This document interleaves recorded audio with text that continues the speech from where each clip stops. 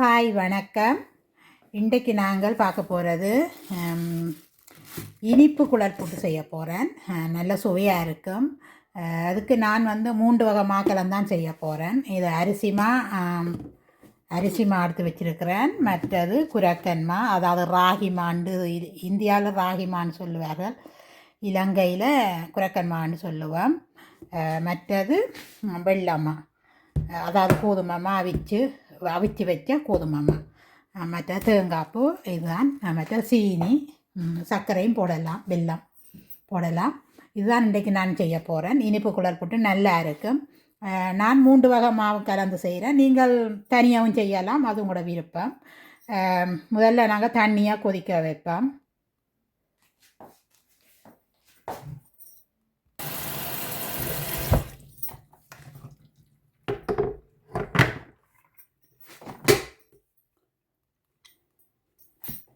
தண்ணி கொதிக்கட்டும்.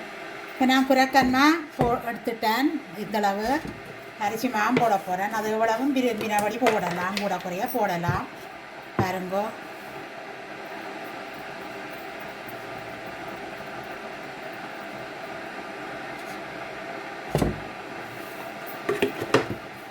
அரிசி மாவும் முடிஞ்சு கொண்டு வருது. இனி தமிழ்கடை போனால் தான் வாங்கலாம். பக்கத்துலேயும் தமிழ்கடை இல்லை. மற்றது இனி வெள்ளமா அதுவும் போடுவேன்.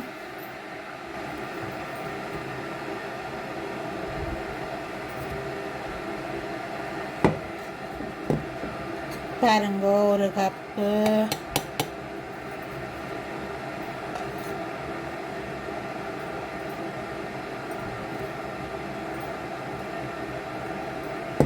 ஒன்றரை கப்பில் செய்ய போகிறேன்.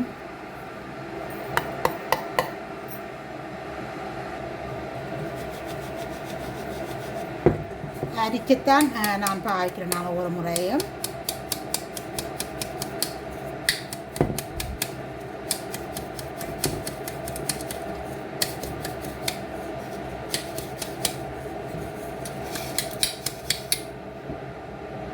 இதுக்கு தேவையான அளவு உப்பு போடுறேன். உப்பையும் போட்டு எல்லாத்தையும் கலந்து விடுவேன்.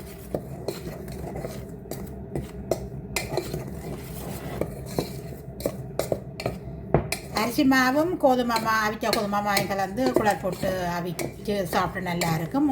குரக்க மாவும் சேர்த்து சாப்பிடக்க அதுவும் நல்லா இருக்கும். ஒவ்வொன்றும் கொஞ்சம் கொஞ்சம் வித்தியாசம்தான். மற்றபடி எப்படி அவிச்சாலும் நல்ல சுவையாக இருக்கும். அரிசி மாவும் கோதுமை மாவும் போட்டு அவிக்கலாம், 3 மாவும் கலந்து அவிக்கலாம், தனியாக கோதுமை மாவில் அவிக்கலாம். ஆனால் 3 கலந்து சேர்க்க அந்த ஆரோக்கியமான ஒரு புட்டு. குரக்கன் மாவு அவ்வளோ நல்லது. அப்போ அதனால் நான் 3 கலந்து அவிக்கிறேன். உங்களுக்கு விருப்பம் எப்படியோ அதே மாதிரி நீங்கள் செய்யுங்க. தண்ணி எங்களுக்கு நல்லா கொதிக்கிட்டுது. இனி நாங்கள் குழைக்கலாம். இப்போ நாங்கள் உப்பெல்லாம் போட்டு கலந்துட்டோம். இனி கொதி தண்ணியை விட்டு குழைப்போம். பாருங்கோ,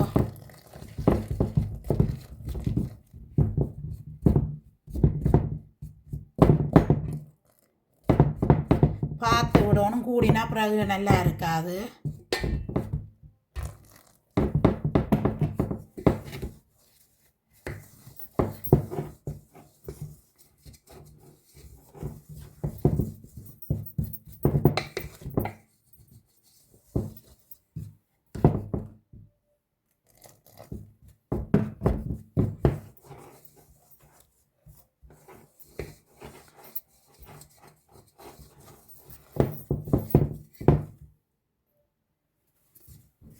தண்ணியை பார்த்துடணும். நான் இப்போ நேரடியாக கேட்டிருக்கலால் அப்படியே நேரடியாக விடுறேன். நீங்கள் ஒரு யொக்குக்க விட்டுட்டு அளவாக விடுங்க. ஏண்டா நீங்கள் தண்ணி கூடிட்டால் கஷ்டம். புதுசாக அந்த சமையல் செய்கிறவர்கள் அப்படியே நேரடியாக விடாமல் ஒரு யொக்குக்கு அளவாக தண்ணியை விட்டுட்டு பிறகு இதுக்குள்ளே விட்டு நீங்கள் குழைக்கலாம். எங்களுக்கு பழகிட்டுது. அப்புறம் நேரடியாக நாங்கள் இப்படி விடுறோம்.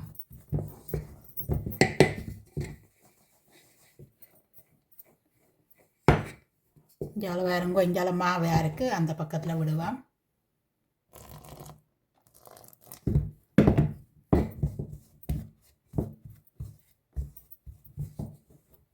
அரிசி மா போட்டதானே இப்போ கூட தண்ணி இழுக்கும்.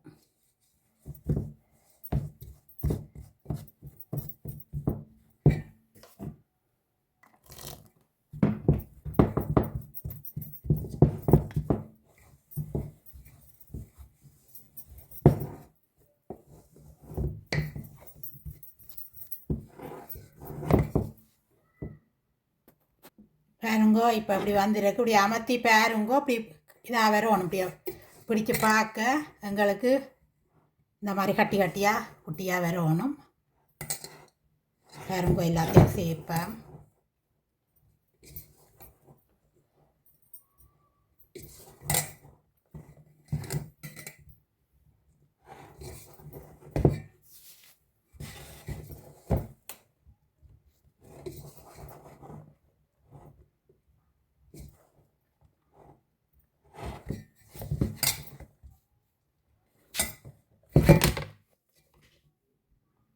பாருங்கோ இப்போ அப்படி கட்டி கட்டியாக வந்துட்டு இனி நாங்கள் இதை குத்தோணும். பாருங்கோ இதை குட்டி குட்டியாக குத்தி எடுக்கணும். பாருங்கோ இப்படி ஒரு பேணி இருந்தால் இதால் குத்துங்கோ. இப்படி பேணி இல்லை என்று சொன்னால் இந்த மாதிரி அந்த டிம்பால் வரும், இதாலையும் கூட குத்தலாம். இப்போ ஒரு கட்டுப்பட்டி இல்லாட்டி சூளாக்கு ஊரில் அப்படி இருக்கும், போட்டு குத்துவேன். இல்லாட்டி பிறந்த பாத்திரம் இருந்தாலும் குத்தலாம். நான் இதுக்குள்ளே வச்சு தான் குத்த போடுறேன். ஏன்னா இது கொஞ்சம் தானே, நான் இதுக்குள்ளே வச்சே குத்த போகிறேன். பாருங்க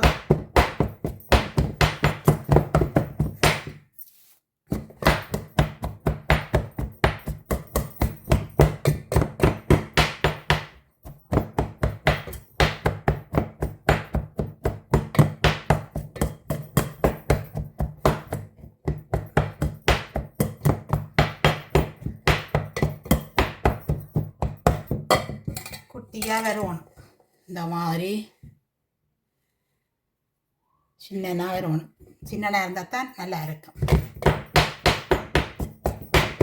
எல்லாத்தையும் குத்திட்டு காட்டுறேன். பாருங்க எங்களுக்கு நல்ல வடிவாக வந்துட்டுது. பாருங்க பெருசு இருந்தால் நீங்கள் இப்படி இதை பிடைக்க வரும். இப்படி பிடைக்கிற மாதிரி பிடைச்சா பெருசு சின்ன முன்னுக்கு பெருசு பின்னுக்கு வரைஞ்சி பாருங்க. பின்னுக்கு அதை அந்த பக்கத்தை எடுத்து பிறகு நாங்கள் குத்த சின்னனாக வரும்.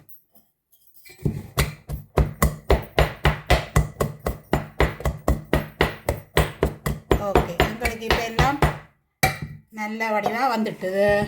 இனி நாங்கள் புட்டா வைக்க வேண்டியதான். முதல்ல அடுப்பை க்ளீன் பண்ணிவிட்டு மாறிக்கிறது தானே. அப்போ எல்லாம் பறந்து இந்த வெளியில் வந்துட்டுது, மாவு பறந்து வந்துடுது. இதை இனி க்ளீன் பண்ணிவிட்டு நாங்கள் புட்டா வைப்போம்.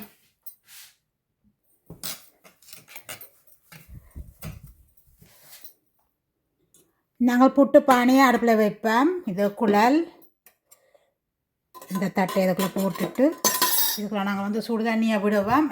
தண்ணியை வச்சு கொதிக்க வைக்கலாம். என்னட்ட புட்டுக்கு வச்ச சுடு தண்ணி இருக்குது, வச்ச தண்ணி இருக்குது, அது சூடாக இருக்குது தானே. அப்போ இப்போ இதை அடுப்பை போட்டு விட்டு அங்கே டக்கண்டு சூடாகிடும். முதல்ல இதை வைப்போம், சும்மா ஆவி விரட்டும். ஆவி வந்த பிறகு நாங்கள் புட்டை போடலாம். பிரிசரில் திருவி போட்டால் தேங்காய் இருக்குது, அதை நான் சூடாக்க போகிறேன். இது வந்து இனிப்பு குழல் போட்டு தானே. அப்போ நான் சீனி தேங்காய்ப்புக்குள்ளே போட்டு கலக்க போகிறேன். சர்க்கரையும் போட்டு கலக்கலாம். நான் ஒரு புட்டு உங்களுக்கு சர்க்கரை போட்டு கலந்து வச்சு காட்டுறேன், ஒரு புட்டு சீனி போட்டு கலந்து வச்சு காட்டுறேன். இப்போ இதுக்கு தேவையான அளவு சீனி போடுறேன். ஒரு மேசக்கரண்டி, 1.5 மேசக்கரண்டி, உங்களுக்கு இனிப்புக்கு ஏற்ற மாதிரி நீங்கள் போட்டு கலக்கலாம்.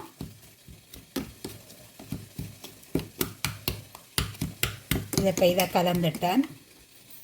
இப்போ இதை ஆவி பாருங்க, இது ஆவி வந்துட்டுது.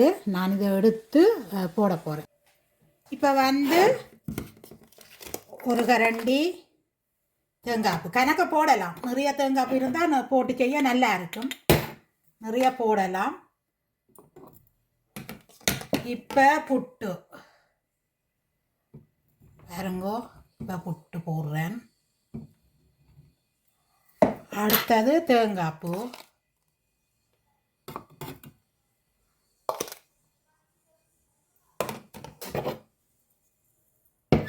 அடுத்தது புட்டு.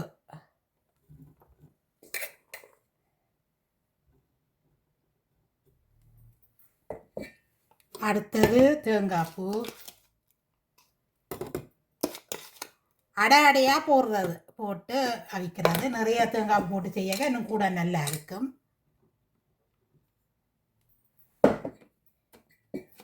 இப்போ நான் தேங்காய் பூ போடுறேன். இனிப்பு புட்டு இது இனிப்பு புட்டு நல்லா இருக்கும். சுட சுட சாப்பிடணும் அந்த மாதிரி இருக்கும். வாழைப்பழமும் சேர்த்து சாப்பிடலாம், மாம்பழம் போட்டு சாப்பிடலாம், இப்படியே தனியாக சாப்பிடலாம் நல்லா இருக்கும். இப்போ நாங்கள் அடுப்பில் வைப்போம், அடுப்பை போடுவோம். இது அந்த ஆவி வேறு ஒன்றுமே இல்லை, அப்போ அவிஞ்சிட்டு வேண்ட அர்த்தம். இதுக்கு இப்போ சர்க்கரை கலப்பம், தேவையான அளவு சர்க்கரை போட்டு அதை நாங்கள் கலந்து கொள்ளுவோம்.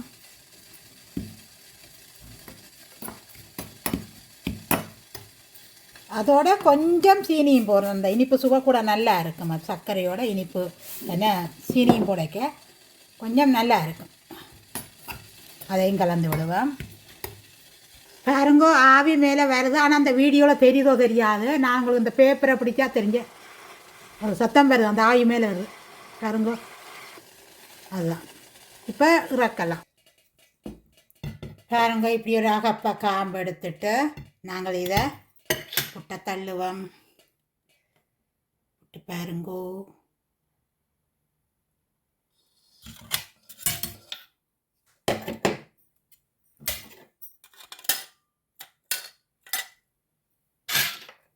மற்றதை நாங்கள் அவிக்கலாம். பாருங்கோ எப்படி வந்திருக்கண்டு. இனி நாங்கள் சர்க்கரை புட்டு அவிப்போம். சர்க்கரை புட்டு இதை போட்டுட்டு அதே மாதிரி தான் இதுவும் போட்டுட்டு சர்க்கரை போட்டு அவிக்க போட்டு உங்களுக்கு அவிஞ்சிட்டுது. வாங்கோ அடுப்போம்.